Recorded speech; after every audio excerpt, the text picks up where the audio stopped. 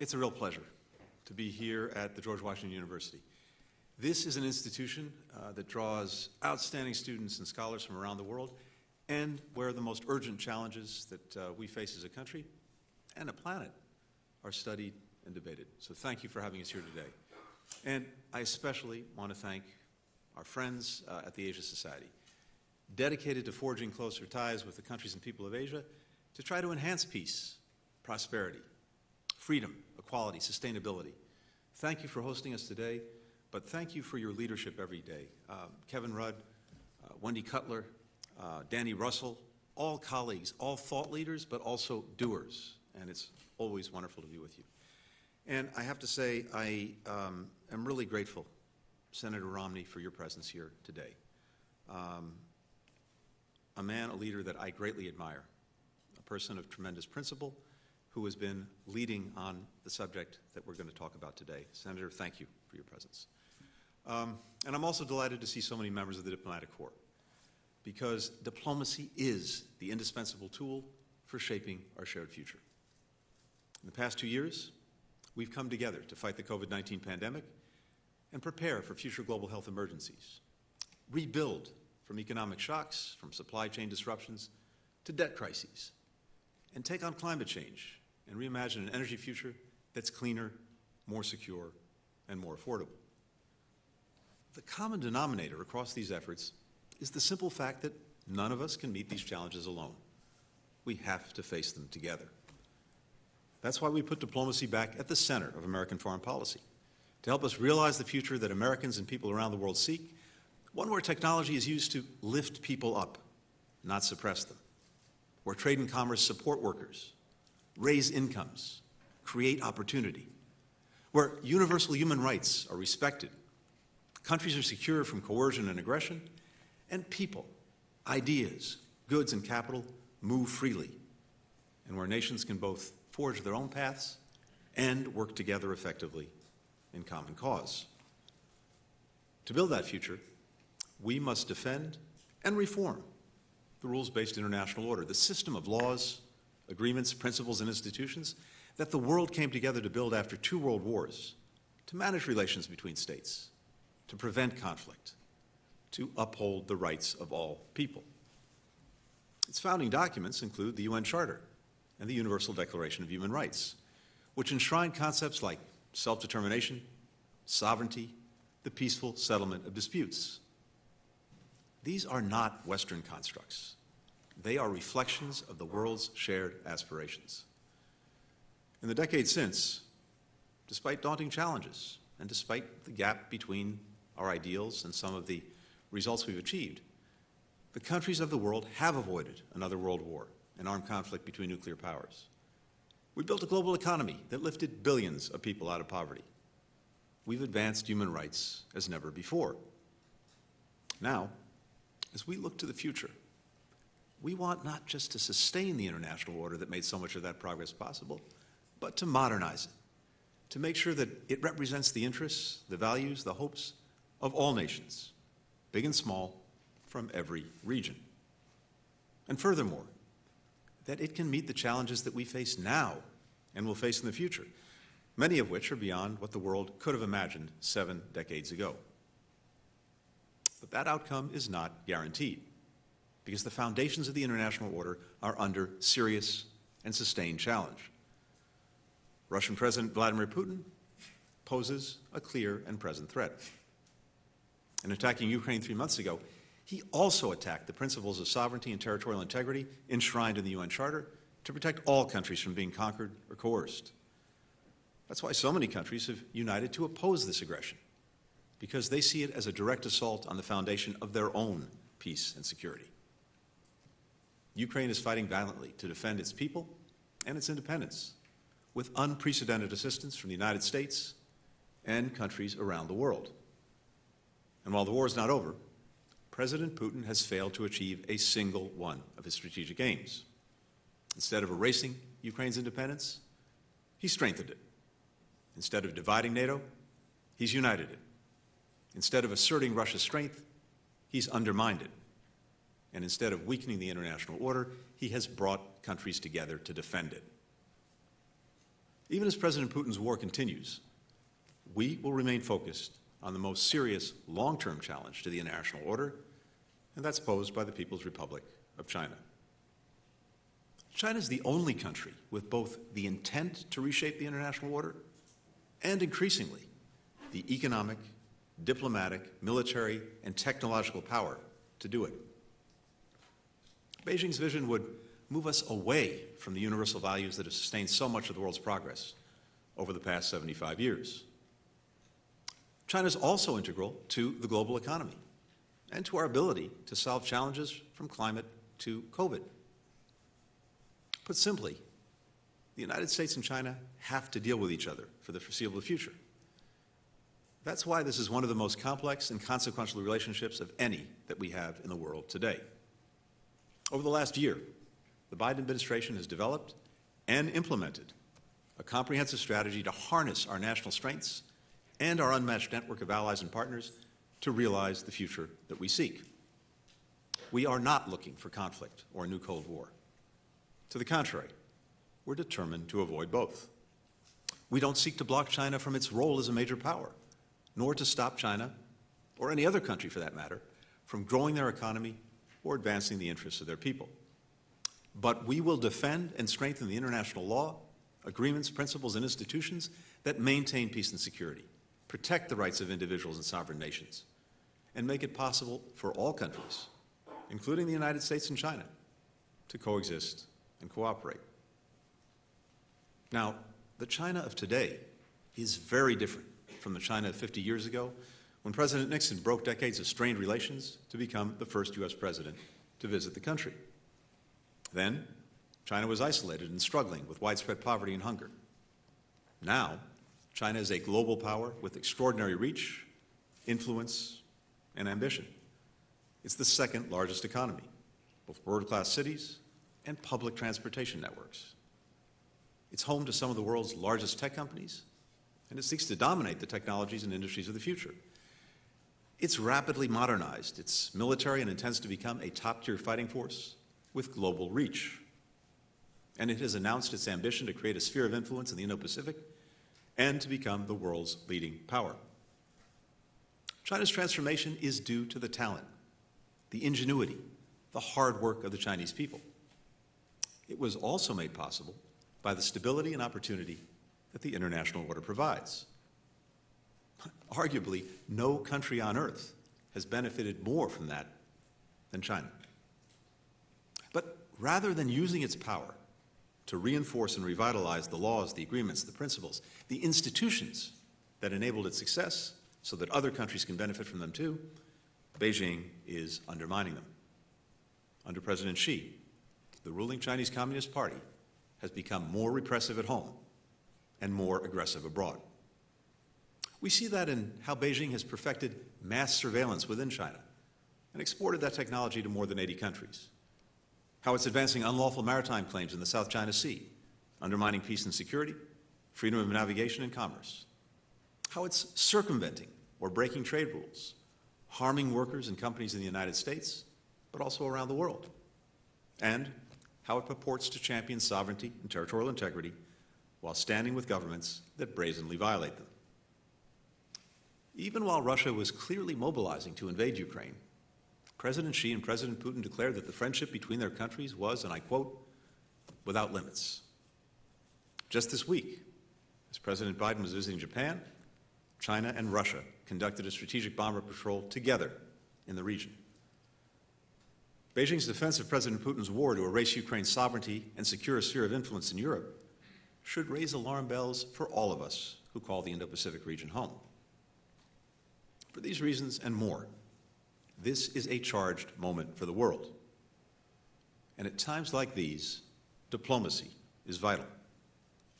It's how we make clear our profound concerns, better understand each other's perspective, and have no doubt about each other's intentions. We stand ready to increase our direct communication with Beijing across a full range of issues. And we hope that that can happen. But we cannot rely on Beijing to change its trajectory. So, we will shape the strategic environment around Beijing to advance our vision for an open inclusive international system. President Biden believes this decade will be decisive. The actions that we take at home and with countries worldwide will determine whether our shared vision of the future will be realized. To succeed in this decisive decade, the Biden administration strategy can be summed up in 3 words: invest, align, compete.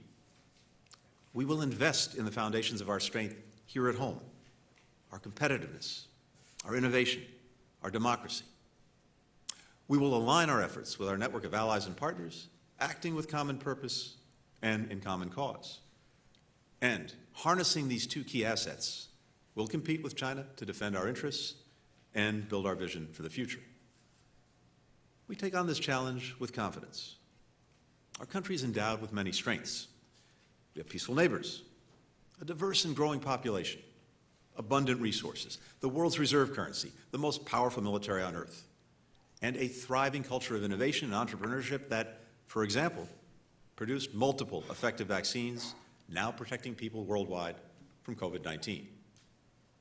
And our open society, at its best, attracts flows of talent and investment and has time-tested capacity for reinvention, rooted in our democracy, empowering us to meet whatever challenges we face. First, on investing in our strength. After the Second World War, as we and our partners were building the rules-based order, our federal government was also making strategic investments in scientific research, education, infrastructure, our workforce, creating millions of middle-class jobs and decades of prosperity and technology leadership. But we took those foundations for granted, and so it's time to get back to basics.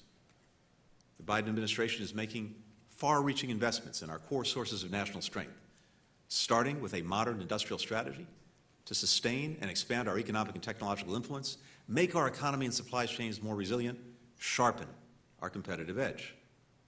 Last year, President Biden signed into law the largest infrastructure investment in our history to modernize our highways, our ports, airports, rail, and bridges, to move goods to market faster, to boost our productivity, to expand high-speed internet to every corner of the country, to draw more businesses and more jobs to more parts of America. We're making strategic investments in education and worker training so that American workers, the best in the world, can design, build, and operate the technologies of the future. Because our industrial strategy centers on technology, we want to invest in research, development, advanced manufacturing. 60 years ago, our government spent more than twice as much on research as a percentage of our economy as we do now. Investments that in turn catalyzed private sector innovation. It's how we won the space race, invented the semiconductor, built the internet. We used to rank first in the world in R&D as a proportion of our GDP. Now, we're 9th. Meanwhile, China has risen from 8th place to 2nd. With bipartisan congressional support, we'll reverse these trends and make historic investments in research and innovation, including in fields like artificial intelligence, biotechnology, quantum computing. These are areas that Beijing is determined to lead. But given America's advantages, the competition is ours to lose, not only in terms of developing new technologies, but also in shaping how they're used around the world so that they're rooted in democratic values, not authoritarian ones. With the leadership of Senator Romney and others, the House and Senate have passed bills to support this agenda, including billions to produce semiconductors here and to strengthen other critical supply chains. Now, we need Congress to send the legislation to the President for his signature. We can get this done, and it can't wait. Supply chains are moving now, and if we don't draw them here, they'll be established somewhere else.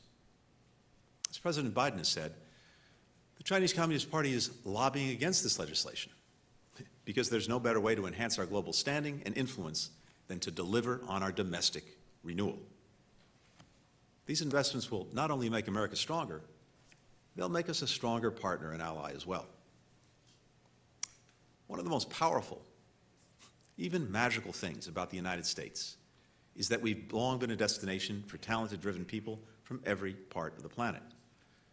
That includes millions of students from China who've enriched our communities and forged lifelong bonds with Americans. Last year, despite the pandemic, we issued more than 100,000 visas to Chinese students in just 4 months, our highest rate ever. We're thrilled that they've chosen to study in the United States. We're lucky to have them. And we're lucky when the best global talent not only studies here, but stays here, as more than 80% of Chinese students who pursue science and technology PhDs in the United States have done in recent years. They help drive innovation here at home, and that benefits all of us. We can stay vigilant about our national security without closing our doors. We also know from our history that when we're managing a challenging relationship with another government, people from that country or with that heritage can be made to feel that they don't belong here or that they're our adversaries. Nothing could be further from the truth. Chinese Americans made invaluable contributions to our country. They've done so for generations. Mistreating someone of Chinese descent goes against everything we stand for as a country, whether a Chinese national visiting or living here, or a Chinese American, or any other Asian American whose claim to this country is equal to anyone else's. Racism and hate have no place in a nation built by generations of immigrants to fulfill the promise of opportunity for all. We have profound differences with the Chinese Communist Party and the Chinese government, but those differences are between governments and systems, not between our people. The American people have great respect for the Chinese people. We respect their achievements, their history, their culture. We deeply value the ties of family and friendship that connect us, and we sincerely wish for our governments to work together on issues that matter to their lives and to the lives of Americans, and for that matter, the lives of people around the world. There's another core source of national strength that we'll be relying on in this decisive decade: our democracy. 100 years ago, if asked what constitutes the wealth of a nation, we might list the expanse of our land, the size of our population, the strength of our military, the abundance of our natural resources. And thankfully, we're still wealthy in all of those attributes. But more than ever in this 21st century, the true wealth of a nation is found in our people, our human resources, and our ability to unleash their full potential. We do that with our democratic system. We debate, we argue, we disagree, we challenge each other, including our elected leaders. We deal with our deficiencies openly. We don't pretend they don't exist or sweep them under the rug.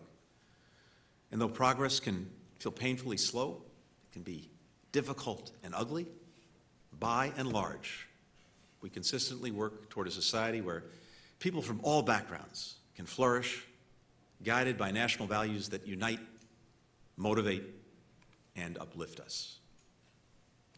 We're not perfect, but at our best, we always strive to be, in the words of our Constitution, a more perfect union. Our democracy is designed to make that happen. That's what the American people and the American model offer, and it's one of the most powerful assets in this contest. Now, Beijing believes that its model is the better one, that a party-led, centralized system is more efficient, less messy, ultimately superior to democracy. We do not seek to transform China's political system.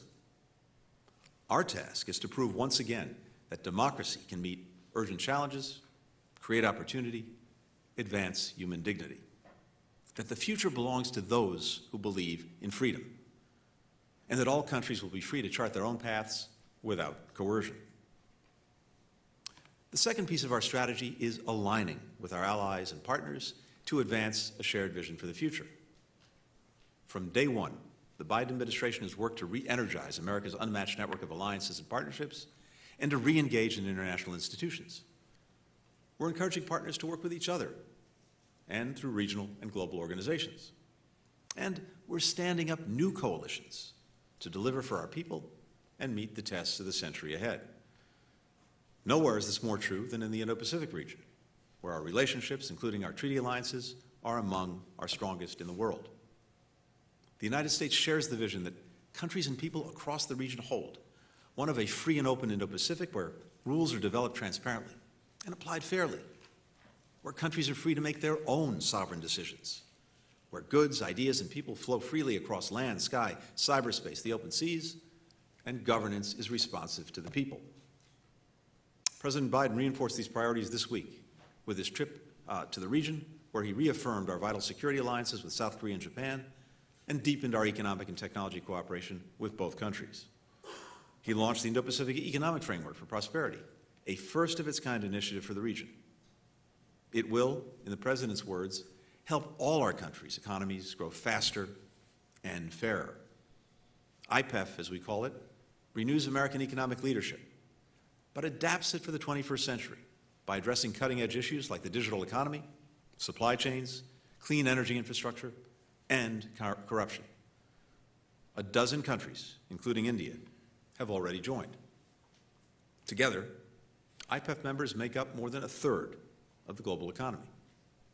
The President also took part in the Leaders' Summit of the Quad countries, Australia, Japan, India, the United States. The Quad never met at the leader level before President Biden took office. Since he convened the first leaders' meeting last year, the Quad has held 4 summits. It's become a leading regional team. This week, it launched a new Indo-Pacific partnership for maritime domain awareness, so our partners across the region can better monitor the waters near their shores to address illegal fishing and protect their maritime rights and their sovereignty. We're reinvigorating our cooperation with ASEAN. Earlier this month, we hosted the U.S.-ASEAN Summit to take on urgent issues like public health and the climate crisis together. This week, 7 ASEAN countries became founding members of the Indo-Pacific Economic Framework. And we're building bridges among our Indo-Pacific and European partners, including by inviting Asian allies to the NATO Summit in Madrid next month. We're enhancing peace and stability in the Indo-Pacific, for example, with the new security partnership between Australia, the United Kingdom, and the United States, known as AUKUS. And we're helping countries in the region and around the world defeat COVID-19. To date, the United States has provided nearly $20 billion to the global pandemic response. That includes more than 540 million doses of safe and effective vaccines donated, not sold, with no political strings attached, on our way to 1.2 billion doses worldwide. And we're coordinating with a group of 19 countries in a global action plan to get shots into arms. As a result of all of this diplomacy, we are more aligned with partners across the Indo-Pacific, and we're working in a more coordinated way toward our shared goals. We've also deepened our alignment across the Atlantic. We launched the U.S.-EU Trade and Technology Council last year, marshaling the combined weight of nearly 50% of the world's GDP. Last week, I joined Secretary Raimondo, Ambassador Tai, and our European Commission counterparts for our second meeting to work together on new technology standards, coordinate on investment screening and export controls, strengthen supply chains, boost green tech, and improve food security and digital infrastructure in developing countries. Meanwhile, we and our European partners set aside 17 years of litigation about aircraft. Now, instead of arguing with each other, we're working to secure a level playing field for our companies and workers in that sector. Similarly, we worked with the European Union and others to resolve a dispute on steel and aluminum imports. And now we're coming together around a shared vision on higher climate standards and protecting our workers and industries from Beijing's deliberate efforts to distort the market to its advantage. We're partnering with the European Union to protect our citizens' privacy while strengthening a shared digital economy that depends on vast flows of data. With the G20, we reached a landmark deal on a global minimum tax to halt the race to the bottom, make sure that big corporations pay their fair share, and give countries even more resources to invest in their people. More than 130 countries have signed on so far. We and our G7 partners are pursuing a coordinated, high standard and transparent approach to meet the enormous infrastructure needs in developing countries.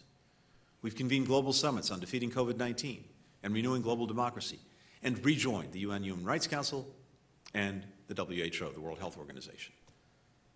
And at a moment of great testing, we and our allies have re-energized NATO, which is now as strong as ever.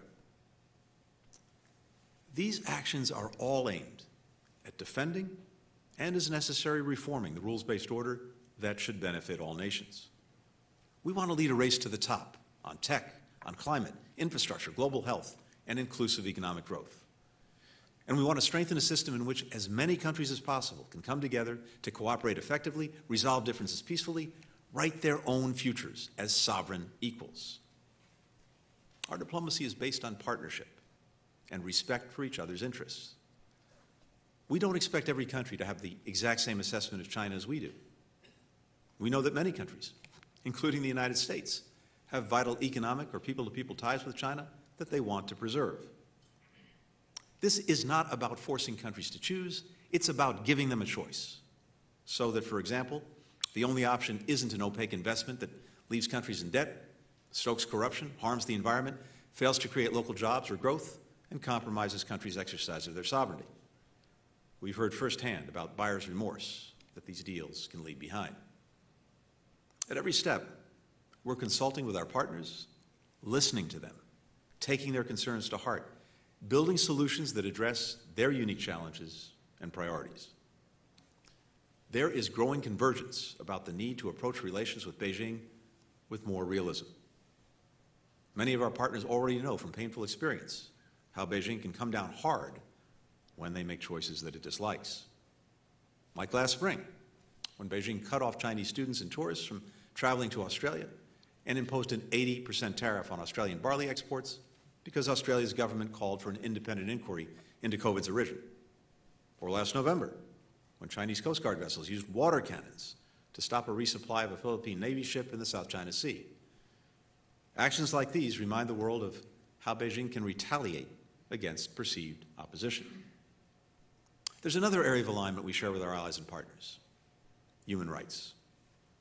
The United States stands with countries and people around the world against the genocide and crimes against humanity happening in the Xinjiang region, where more than 1 million people have been placed into detention camps because of their ethnic and religious identity. We stand together on Tibet, where the authorities continue to wage a brutal campaign against Tibetans and their culture, language, and religious traditions. And in Hong Kong, where the Chinese Communist Party has imposed harsh anti-democratic measures under the guise of national security. Now, Beijing insists that these are somehow internal matters that others have no right to raise. That is wrong. Its treatment of ethnic and religious minorities in Xinjiang and Tibet, along with many other actions, go against the core tenets of the UN Charter that Beijing constantly cites and the Universal Declaration of Human Rights that all countries are meant to adhere to. Beijing's quashing of freedom in Hong Kong violates its handover commitments enshrined in a treaty deposited at the United Nations. We'll continue to raise these issues and call for change, not to stand against China, but to stand up for peace, security, and human dignity. That brings us to the third element of our strategy. Thanks to increased investments at home and greater alignment with allies and partners, we are well positioned to outcompete China in key areas. For example, Beijing wants to put itself at the center of global innovation and manufacturing, increase other countries' technological dependence, and then use that dependence to impose its foreign policy preferences. And Beijing is going to great lengths to win this contest. For example, taking advantage of the openness of our economies to spy, to hack, to steal technology and know-how, to advance its military innovation and entrench its surveillance state. So, as we make sure the next wave of innovation is unleashed by the United States and our allies and partners, we'll also protect ourselves against efforts to siphon off our ingenuity or imperil our security. We're sharpening our tools to safeguard our technological competitiveness. That includes new and stronger export controls to make sure our critical innovations don't end up in the wrong hands. Greater protections for academic research to create an open, secure, and supportive environment for science. Better cyber defenses. Stronger security for sensitive data. And sharper investment screening measures to defend companies and countries against Beijing's efforts to gain access to sensitive technologies, data, or critical infrastructure, compromise our supply chains, or dominate key strategic sectors.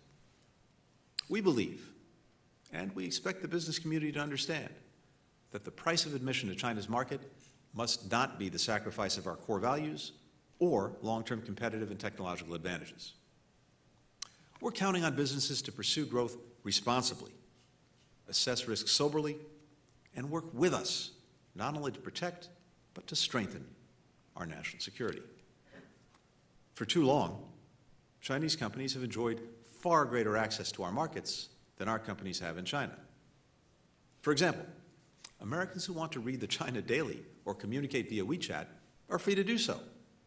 But the New York Times and Twitter are prohibited for the Chinese people, except those working for the government who use these platforms to spread propaganda and disinformation. American companies operating in China have been subject to systematic forced technology transfer, while Chinese companies in America have been protected by our rule of law. Chinese filmmakers can freely market their movies to American theater owners without any censorship by the U.S. government. But Beijing strictly limits the number of foreign movies allowed in the Chinese market, and those that are allowed are subjected to heavy-handed political censorship. China's businesses in the United States don't fear using our impartial legal system to defend their rights. In fact, they're frequently in court asserting claims against the United States government. The same isn't true for foreign firms in China. This lack of reciprocity is unacceptable and it's unsustainable. Or consider what happened in the steel market. Beijing directed massive overinvestment by Chinese companies, which then flooded the global market with cheap steel. Unlike U.S. companies and other market-oriented firms, Chinese companies don't need to make a profit. They just get another injection of state-owned bank credit when funds are running low. Plus, they do little to control pollution or protect the rights of their workers, which also keeps costs down. As a consequence, China now accounts for more than half of global steel production, driving U.S. companies as well as factories in India, Mexico, Indonesia, Europe, and elsewhere out of the market. We've seen the same model when it comes to solar panels, electric car batteries, key sectors of the 21st century economy that we cannot allow to become completely dependent on China. Economic manipulations like these have cost American workers millions of jobs, and they've harmed the workers and firms of countries around the world. We will push back on market-distorting policies and practices like subsidies and market access barriers, which China's government has used for years to gain competitive advantage. We'll boost supply chain security and resilience by reshoring production or sourcing materials from other countries in sensitive sectors like pharmaceuticals and critical minerals so that we're not dependent on any one supplier. We'll stand together with others against economic coercion and intimidation. And we will work to ensure that U.S. companies don't engage in commerce that facilitates or benefits from human rights abuses, including forced labor. In short, we'll fight for American workers and industry with every tool we have, just as we know that our partners will fight for their workers. The United States does not want to sever China's economy from ours or from the global economy, though Beijing, despite its rhetoric, is pursuing asymmetric decoupling, seeking to make China less dependent on the world and the world more dependent on China. For our part, we want trade and investment, as long as they're fair and don't jeopardize our national security. China has formidable economic resources, including a highly capable workforce. We're confident that our workers, our companies, will compete successfully, and we welcome that competition on a level playing field. So, as we push back responsibly on unfair technology and economic practices, we'll work to maintain economic and people-to-people ties connecting the United States and China, consistent with our interests and our values. Beijing may not be willing to change its behavior, but if it takes concrete action to address the concerns that we and many other countries have voiced, we will respond positively. Competition need not lead to conflict. We do not seek it. We will work to avoid it. But we will defend our interests against any threat. To that end, President Biden has instructed the Department of Defense to hold China as its pacing challenge to ensure that our military stays ahead. We'll seek to preserve peace through a new approach that we call integrated deterrence, bringing in allies and partners, working across the conventional, the nuclear, space, and informational domains, drawing on our reinforcing strengths in economics, in technology, and in diplomacy. The administration is shifting our military investments away from platforms that were designed for the conflicts of the 20th century toward asymmetric systems that are longer range, harder to find, easier to move. We're developing new concepts to guide how we conduct military operations. And we're diversifying our force posture and global footprint, fortifying our networks, critical civilian infrastructure, and space-based capabilities. We'll help our allies and partners in the region with their own asymmetric capabilities, too. We'll continue to oppose Beijing's aggressive and unlawful activities in the South and East China Seas. Nearly 6 years ago, an international tribunal found that Beijing's claims in the South China Sea have no basis in international law. We'll support the region's coastal states in upholding their maritime rights. We'll work with allies and partners to uphold freedom of navigation and overflight, which has enabled the region's prosperity for decades. And we'll continue to fly and sail wherever international law allows. On Taiwan, our approach has been consistent across decades and administrations. As the President has said, our policy has not changed. The United States remains committed to our One China policy, which is guided by the Taiwan Relations Act, the 3 joint communiques, the 6 assurances. We oppose any unilateral changes to the status quo from either side. We do not support Taiwan independence, and we expect cross-strait differences to be resolved by peaceful means. We continue to have an abiding interest in peace and stability across the Taiwan Strait. We'll continue to uphold our commitments under the Taiwan Relations Act to assist Taiwan in maintaining a sufficient self-defense capability and, as indicated in the TRA, to maintain our capacity to resist any resort to force or other forms of coercion that would jeopardize our security or the social or economic system of Taiwan. We enjoy a strong unofficial relationship with Taiwan, a vibrant democracy and a leading economy in the region. We'll continue to expand our cooperation with Taiwan on our many shared interests and values, support Taiwan's meaningful participation in the international community, deepen our economic ties consistent with our One China policy. While our policy has not changed, what has changed is Beijing's growing coercion, like trying to cut off Taiwan's relations with countries around the world and blocking it from participating in international organizations. And Beijing has engaged in increasingly provocative rhetoric and activity, like flying PLA aircraft near Taiwan on an almost daily basis. These words and actions are deeply destabilizing. They risk miscalculation and threaten the peace and stability of the Taiwan Strait. As we saw from the President's discussions with allies and partners in the Indo-Pacific, maintaining peace and stability across the Strait is not just a U.S. interest. It is a matter of international concern, critical to regional and global security and prosperity. As President Biden likes to say, the only conflict worse than an intended one is an unintended one. We'll manage this relationship responsibly to prevent that from happening. We've prioritized crisis communications and risk reduction measures with Beijing. And on this issue and every other, we remain committed to intense diplomacy alongside intense competition. Even as we invest, align, and compete, we'll work together with Beijing where our interests come together.